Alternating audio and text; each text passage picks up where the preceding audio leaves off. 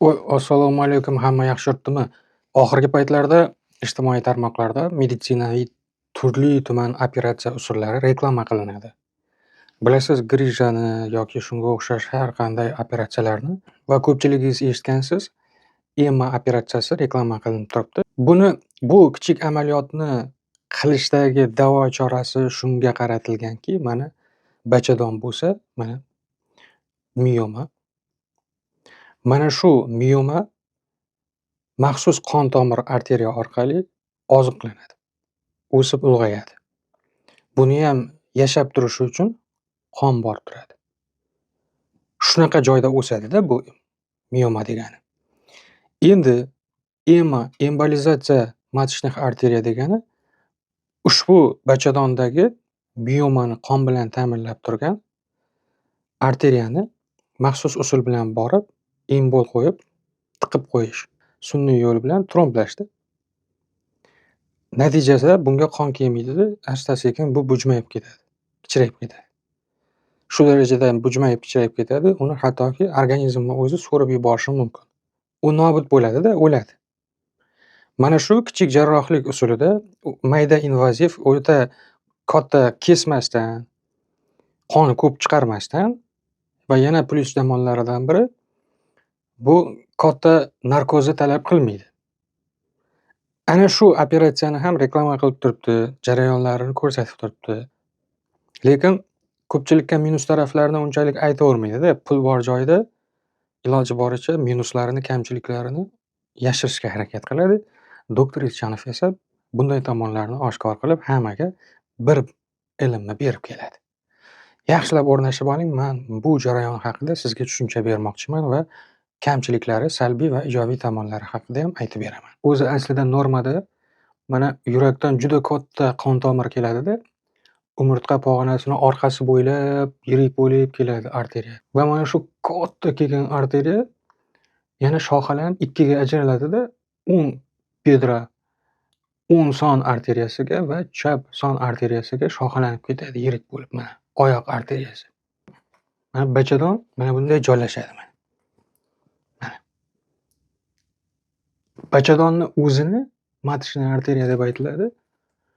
Qon bilan ta'minlaydigan ikkita katta shoxasi boyagi qon tomirdan ajralib bachadonga o'tib ketadi.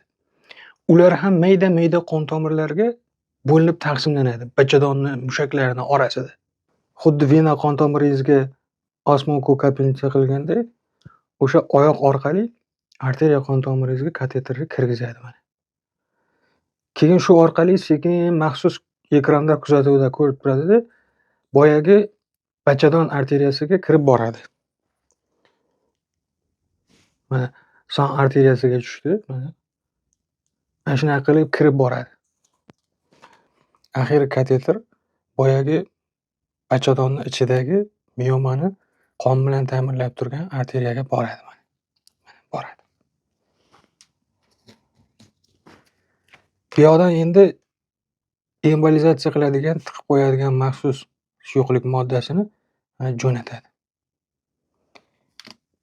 Endi mana bu mioma qon bilan ta'minlana olmaydi. Uni qon bilan ta'minlab turgan arteriya bloklandi. Sekin chiqib ketadi kateter. Oqibatda bir necha davr ichida bu bujmayib, organizm tomonidan so'rilib ketadi.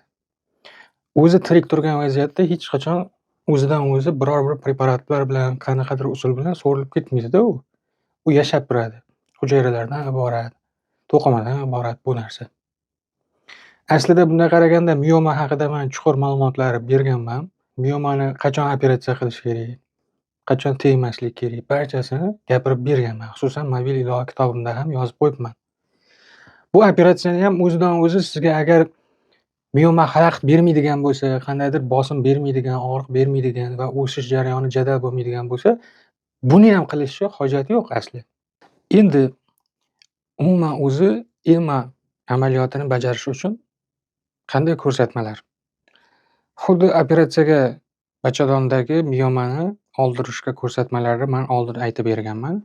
O'sish juda ham jadal bo'lsa, homiladorlikni rejalashtirayotgan bo'lsangiz, og'riq va bosimi katta bo'ladigan bo'lsa, noqulaylik tug'diradigan bo'lsa yoki to'xtovsiz qon ketishlar bo'ladigan bo'lsa, menstruatsiya buzilib ketgan bo'lsa, shunday vaziyatlarda miomani operatsiya qildirish, embolizatsiya qildirish mumkin hisoblanadi va bu amaliyotga ham hajmi bor.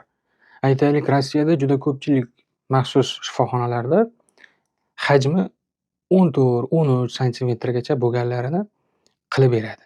Lekin odatda 10 santimetrgacha bo'lganlari yaxshi chiroyli chiqadi. Undan kattalarini operatsiya qildirib oldirgan ma'qul hisoblanadi. Endi EMA qildirish va operatsiya qildirish bilan farq qiladigan jarayonlari ko'pincha narigi usuldagi kesib operatsiya qilingan vaziyatlarda bachadonni o'zini ham olib tashlaydi-da, kesib qo'yadi, unga katta chandiq tushadi. O'xshatolmay qolib gistrektomiya qilib bachadoni bilan olib tashlaydi-da. Oldin shunaqa vaziyatlarga juda ko'pchilik tushgan. Miomani olamiz deb ochadi-da, o'xshamay qoldi deb matkasi bilan olib tashlaydi. Va narkoz talab qilmaydi. EMA katta operatsiya qildirgandan farqi. Demak, asosiy 3 farqi: bachadonni o'zini tiqdirib kesmaydi, qon ko'p ketmaydi, jarohat deyarli nolga teng, kesilmagandan keyin, chopilmagandan keyin narkoz ham qilinmaydi. EMA shunisi bilan yaxshi plyus. Va bu operatsiyadan yana bir qulay tomoni, bunda ham misol uchun bir nechta miomalarni EMA qilib biladiganlari bor. Shunday endovaskulyar xirurglar borki, uddalaydi. 5 tasini ham, 3 tasini ham, 7 tasini ham bloklab biladi. Lekin minus tomoni, juda katta miomalarga samarasi deyarli ta'sir qilmaydi. 12 santimetrdan kattalariga ishonch yo'q-da, yana qayta o'sib ketishi mumkin. Endi minus taraflari qisqacha quyidagilardan iborat bu amaliyotni. Operatsiyadan keyin og'riq va isitma 2-3 kun davom etishi mumkin.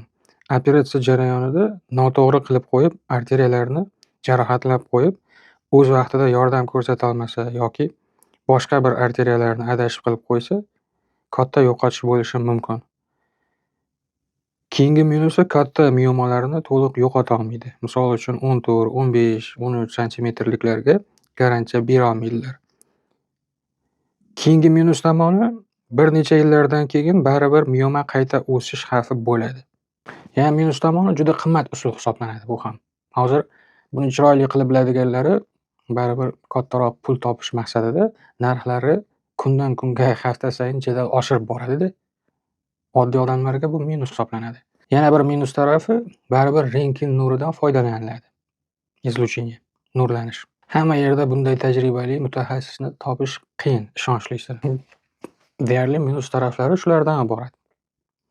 Bunday qaraganda, chotki agar qo'li gul ustasi bo'ladigan bo'lsa, operatsiya katta kestirib oldirib yurgandan ko'ra, EMA usulida qildirgan ma'qul hisoblanadi. Ustasi agar zo'r kadr bo'ladigan bo'lsa, hammaga ham qilish mumkin emas buni. Buni oddiy ginekologlar qila olmaydi, xirurglar ham. Maxsus ular qayta tayyorgarlikdan o'tgan bo'lishi kerak. Endovaskulyarni xirurg degan maqomi bo'lishi kerak. Hamisha hattoki ukol qilishi ham o'ziga yarasha asorati bo'lib qo'yishi mumkin. Minus tarafiga kiritib aytadigan bo'lsa, endi shu 100% bo'ladi degani emas, lekin xavf baribir shu ishni qilgandan keyin tomirga ukol qilsangiz ham sudorga berib qolishingiz mumkin bo'lgani kabi, EMA qilganda ham infeksiya, endometrit, bachadon yallig'lanishi, yiringlanib ketishi mumkin. Kateter joyidan qon ketishi yoki gematoma hosil bo'lib, tromb ko'chib qolishi mumkin, tiqilib qolishi mumkin. Matka devoriga zarar ketib qolishi mumkin. Menstrual sikl buzilishi mumkin. Juda kam hollarda aminoriya, mesishni to'xtab qolishi mumkin vaqtinchalik. Bachadon qon bilan ta'minlanishi buzilib, reproduktiv tizim, ya'ni bola bo'lish, farzand bo'lish muammo bo'lib qolishi mumkin. Xulosa qilib aytganda, EMA usuli operatsiya bilan bachadonni ichidagi miomani olib tashlagandan ko'ra baribir zamonaviy va yaxshiroq usul hisoblanadi. Kesib tig' bilan ochib olgandan ko'ra, EMA usuli o'zini haqiqiy bir chin shu ishini ustasi bo'lib yurgan chimchiq so'ysa ham qassob so'ysin kabi kasbini juda bir oltin odamiga tushadigan bo'lsangiz, tajribali, ammo har bir bemorda holat individual baholanadi. Shuning uchun qarorni ginekolog, o'z oilaviy vrachingiz, rentgenologlar bilan birgalikda maslahatlashib qilgan lozim. Mavzu ma'qul kelgan bo'lsa, tanishlaringizga yuborib qo'ying. Izohlarga shirindan shakar so'zlar yozib qoldirgan yaxshi insonlarga o'zimni alohida minnatdorchiligimni bildiraman. Keyingi lavhalarda ko'rishguncha o'zingiz ehtiyot qiling, semirib ketmang. Poko. Juda ko'p bepul imkoniyatlar yaratilgan. misol uchun ovulyatsiya kunini hisoblab bilish yoki o'z analizlaringizni natijasini tibbiyot tomonidan tekshirib ko'rish. Sababi nega kamaydi yoki nega o'zgardi, yechimi qanday bilish imkoniyatlari. Doktor Ishchanovning mobil innovatsion dastur kitobi chiqdi. Bu kitob hamma tibbiy sohalar bo'yicha turli-tuman mavzulardan iborat. Mana eng kerakli, eng ko'p tashxislar yozma shakllarda, foto, video shakllarda joylangan. Ular haqida barcha ma'lumot, sabablari, belgilari, davo choralari, retseptlari hammasi joylangan. Tabiiy davo choralariga ajratilgan bo'limlari ham bor. Bu innovatsion mobil ilova kitobimizni iPhone'larga yuklash uchun App Store saytidan, iPhone emas telefonlarga yuklash uchun telefoningizda Play Market yoki Google Play saytiga kirib, o'sha joydan birinchi yordam so'zini yozib, skachat qilib olishingiz mumkin. Yoki shu videoni tagiga kod yozuvda ssilka qoldiraman, uni ustiga bosib, skachat qilib yuklab telefoningizga o'rnatib olishingiz mumkin.